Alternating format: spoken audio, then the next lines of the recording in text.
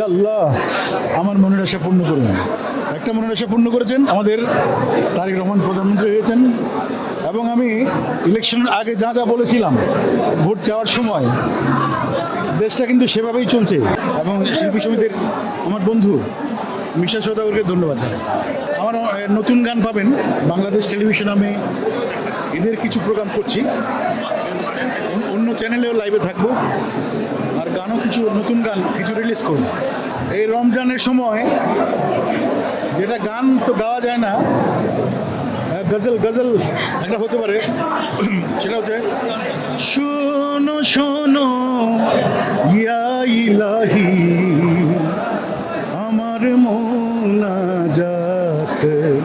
শোনো আমার মোনাজাত, শোনো শোনো ইয়া ইলাহি আমার মোনাজাত, শোনো আমার মোনাজাত।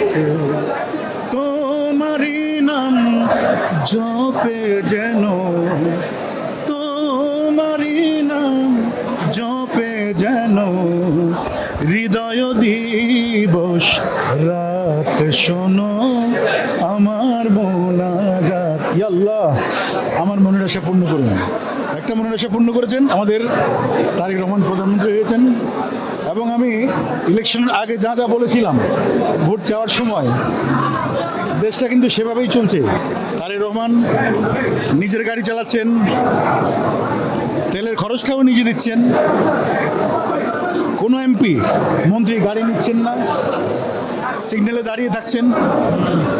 এরকম যদি হয়, এভাবে যদি দেশ চলে, আমাদের দেশ অনেক সুন্দর হবে। আমাদের তারেক রহমানের জন্য, সুস্থতার জন্য আপনারা দোয়া করবেন, আমাদের প্রধানমন্ত্রীর জন্য। শুনেন, ঈদের দিন আমার বাবা মারা গেছেন, কোরবানি ঈদের দিন। আপনারা যার বাবা সে বুঝেন। আর এই যে আমরা শিল্পীরা কিন্তু পরিবার, চলচ্চিত্র বলেন, যারা ড্রামা করেন, গান করেন, আমরা সবাই পরিবার। যাদেরকে আমরা হারিয়েছি তাদেরকে শ্রদ্ধা ভরে স্মরণ করছি। আল্লাহ যেন তাদের ভালো রাখেন, তাদের আত্মার মাগফিরাত কামনা করছি। সবাইকে পেয়ে আমার কাছে ঈদ ঈদ মনে হচ্ছে, সবাইকে পেয়ে। সবার সঙ্গে দেখা হলো, এই আপনাদের সঙ্গেও দেখা হলো রমজান মাসে ইফতার পার্টিতে, সেটাও খুব ভালো লাগছে। অনেক ধন্যবাদ, সবাই ভালো থাকবেন।